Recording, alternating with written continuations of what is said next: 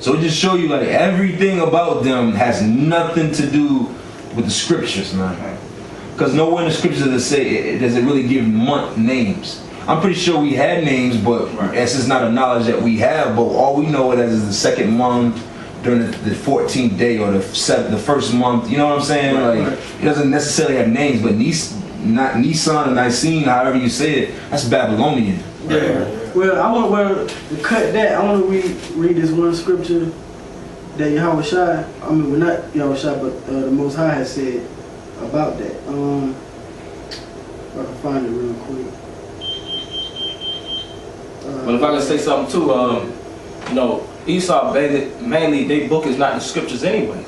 When you read the first month, the second month, those are all calculated by what? The moon. Because month and moon are interchangeable terms. That's right. But Esau, he gets his knowledge and his full understanding from the book known as the Talmud.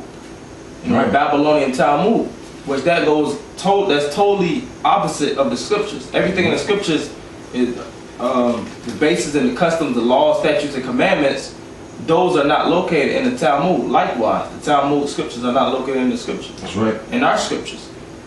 You see, so when they do certain stuff that's out of the ordinary, that's not pertaining to what the customs that we have or that we were following. It was the customs that them Jew rats, them devils follow. You know, following their god Satan. That's right. Because even amongst them Jewish people, you got so many different sects. Like, listen, man, I'm from the tribe of Judah. I'm just a Jew.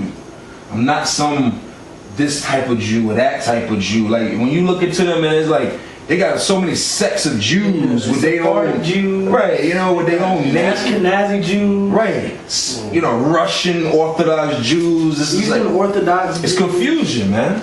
Like the Lord didn't say all that. He just said, listen, because they don't even. If you ask most of them, what does it mean to be a Jew? They don't know. They don't know that it comes from the tribe of Judah. Right. You got it? Yeah, bring it up. It's Exodus 23 and 15. Thou shalt, 14. 3 times thou shalt keep a feast unto me in the year. Verse 15. Thou shalt keep the feast of unleavened bread. Thou shalt eat unleavened bread 7 days as I commanded thee, in the time appointed of the month Abib. For in it thou camest out from Egypt, and none shall appear before me empty. And just going to the word Abib, it means spring, like around new that corn. Yeah, the new corn or green. You know, around the time when stuff start budding, stuff start to spring forth. Around that season, it got nothing to do with the equinox, nothing to do with the sun, and got nothing to do with Nisan. Like the brother said, that came from Babylon. You know, so they're going off even in that. You know, so they don't follow the scriptures. So everything that these so-called Jews do is not right biblically. Right. You know, and you Jewish Israelites, man. Like I love to see. Are y'all keeping y'all Passover Wednesday? What's Wednesday's date? March the 4th. March the 4th. A lot of you Jewish Israelites, man, y'all keep y'all's Passover based upon the Esau's calendar, man. A lot of y'all gonna be celebrating your Passover April 4th. Y'all wait for him to post his date and know, yep, this is when. Cause y'all on no level, man. Y'all on no level. Y'all are winging it. You're not in the spirit. Y'all are wrong, man. Like I say, a lot of y'all probably don't even eat lamb because it's so cold. White men don't eat lamb when it's Passover, man. Anybody got something? Yeah, keep going on.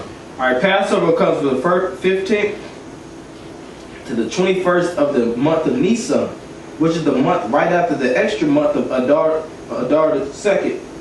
The inclusion of the extra month in the lunar calendar thus caused Passover to fall nearly 30 days after Easter in 2008. In 2015, Passover is April the 4th to the April the 11th. You see, now that whole thing was confusion, man. Because if this was a real, like, if somebody came up to me and asked us, well, the scriptures talk about Easter, I'm going to clearly tell them, like, Easter has nothing to do with us. That's a pagan holiday. And it doesn't matter whether it falls before or after. It's off. But they trying to, like, prove to you that there's some conjunction, there's this connection together with it. Which it is, on the left-hand side. The white man's Passover and Easter, there's a reason why it falls around about the same time, man. because it's all goes back to Babylon. Right. It goes back to sun worship. Because like we was going into before, how you got the spring equinox, which is what, like around March 20th. And 14 days after is around the Jewish Passover. And then you got Easter and quitting and all that. So that's all goes back to sun worship, not the son of the scriptures, the son of the Most High. It goes back to worshiping The actual sun. the actual sun worship. And even when you go into history, you had something known as the Council of Nicaea with Constantine. And basically during that council, he had priests, and they was basically trying to figure out, get a full understanding of the scriptures. And one of the points that they were trying to bring out was how to equate, Easter into the scriptures. Which after the council, they basically started equating Easter, the Trinity, the virgin birth. They started equating all those pagan religions and merging them into the midst of the scriptures, which they was unlearned men. Those was unlearned men that didn't understand, so they started inserting Satanism with the scriptures. Because they were all pagans anyway. Yeah, because they was going back to Constantine. They was all pagan, sun worshiping niggas back then. And at the same time, it was a political move.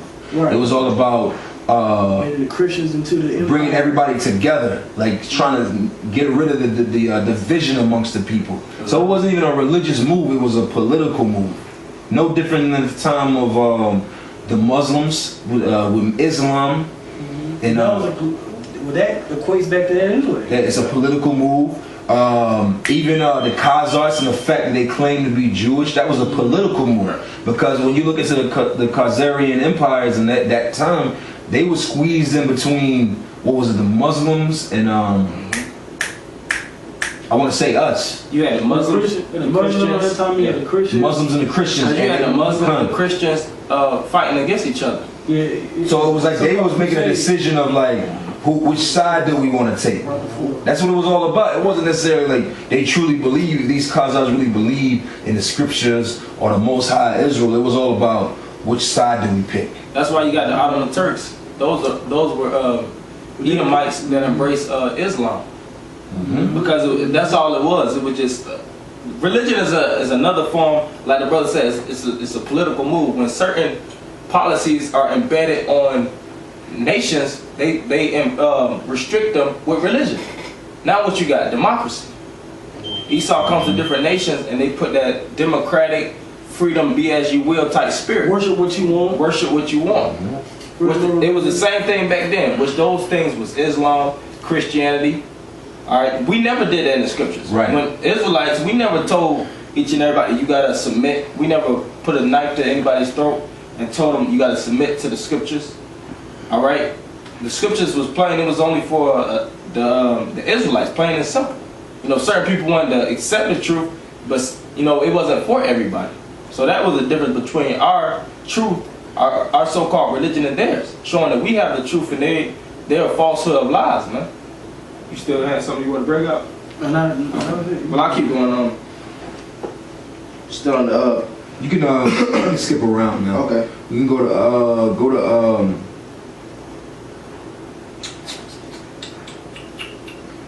I want to say part 4.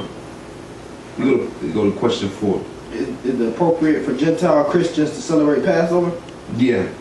All right. Is it appropriate for Gentile Christians to celebrate Passover?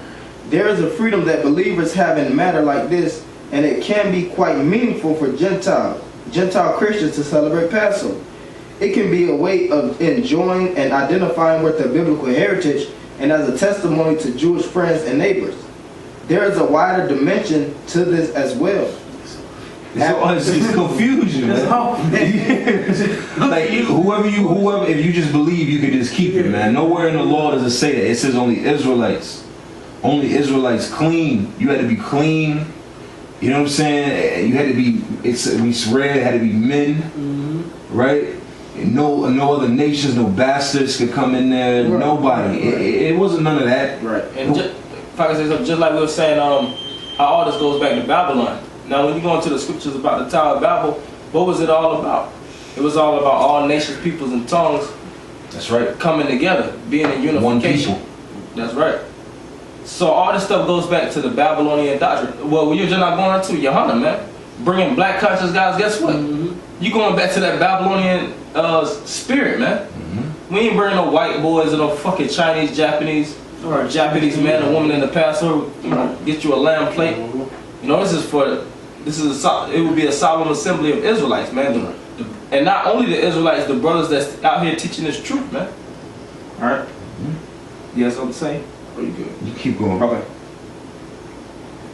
There is a wider dimension to this as well. After many Gentiles had come to faith in Jesus the Messiah, Acts 11:19 to 26, the issue of Gentile believers' obligation to the Jewish Old Testament law became a major concern. The disciples gathered at what became known as the Council of Jerusalem, Acts 15:6, and determined that the Gentiles should not feel obliged to observe the law.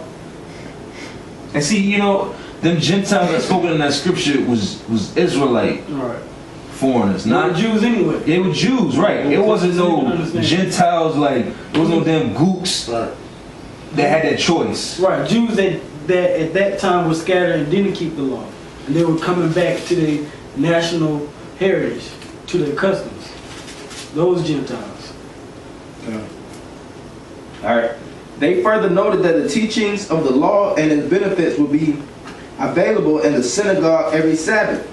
We see, therefore, that Gentile Christians can celebrate the Passover and reap benefits from doing so. That's the main point. Right. Skip down to 7. Verse 7. Yeah. What typically is eaten for the main Passover meal? What kind of question is that? Read the question again, please. What typically is eaten for the main Passover meal? Why is lamb no longer eaten? If somebody get that know about the Passover, Come on, I got you got it. Just go ahead and bring it out. So before we even get into this foolishness, man. Alright, come on. This is Exodus chapter 12, verse 3.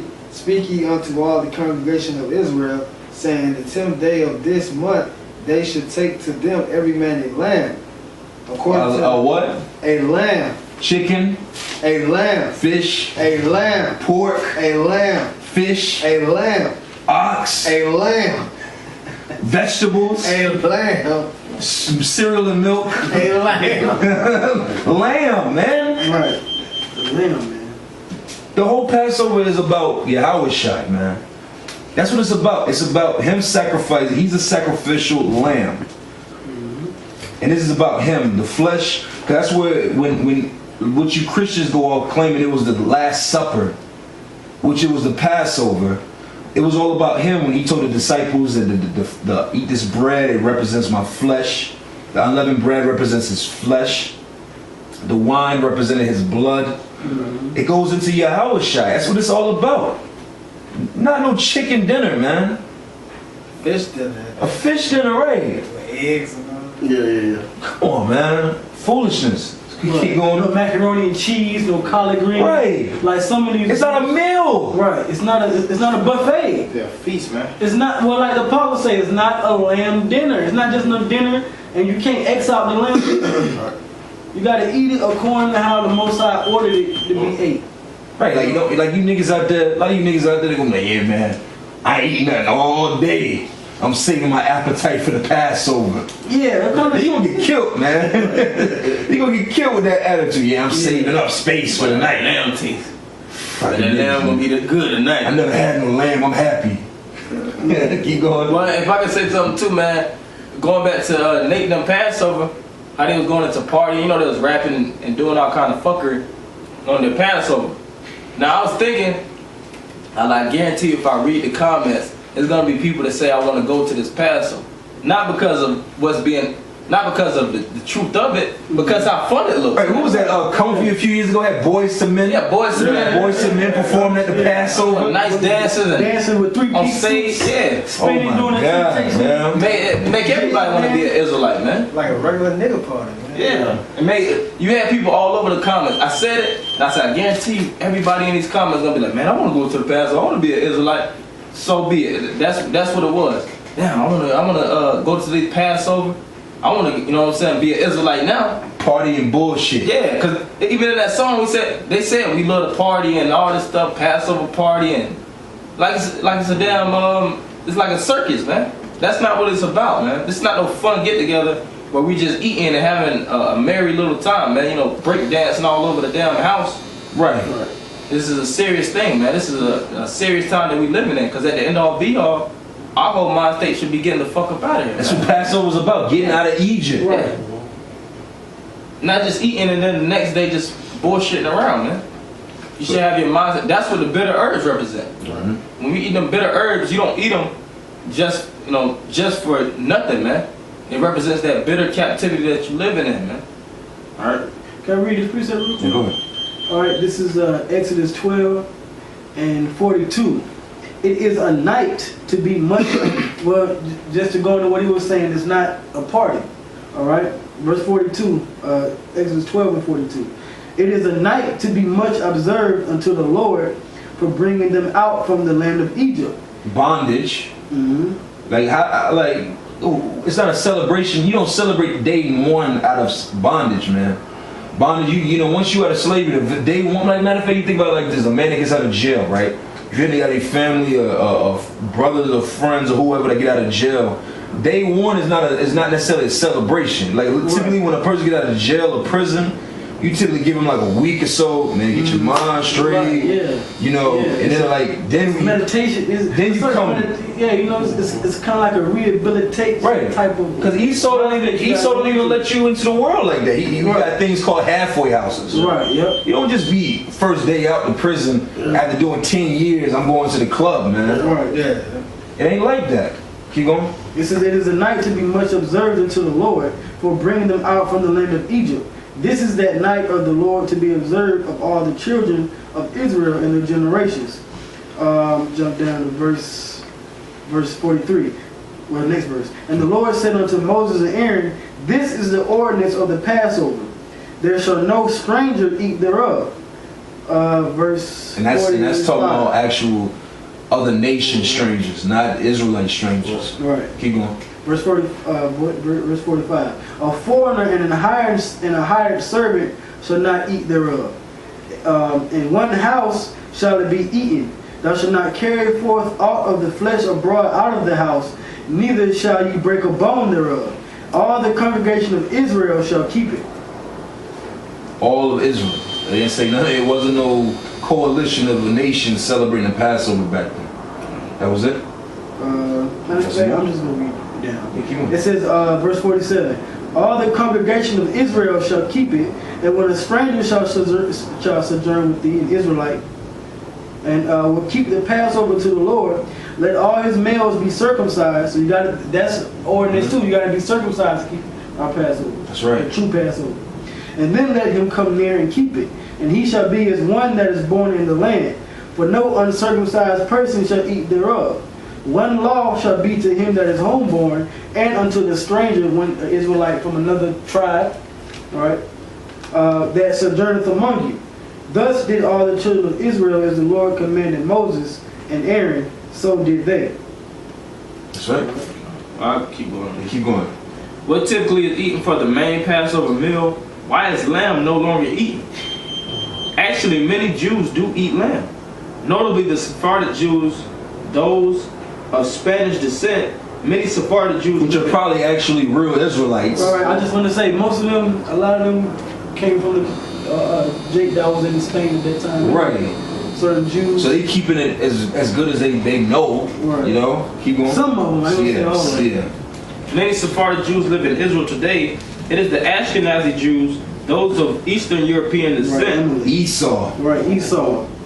Who do not eat lamb. How the hell do you not eat lamb on Passover, man? The hell is you eating, man? What are you? That's not the Passover. That's not the Passover. Right, that's not the Passover. Oh, this is what it says. As a reminder, go to corral. That the temple no longer stands and the lamb cannot be sacrificed. Right. Somebody give me that. What is that? Romans. You got one in Hebrews too. And we are God's temple. God's temple. Yeah. And somebody get that. Was that Romans? You count your body as a living sacrifice. All right, I'll keep going on this. As a reminder that the temple no longer stands and the lamb cannot be sacrificed. And somebody get, was that Judges 5, rehearse the righteous up. Keep going up. Turkey, chicken, and lamb. Turkey, chicken, or beef might be served instead. So they just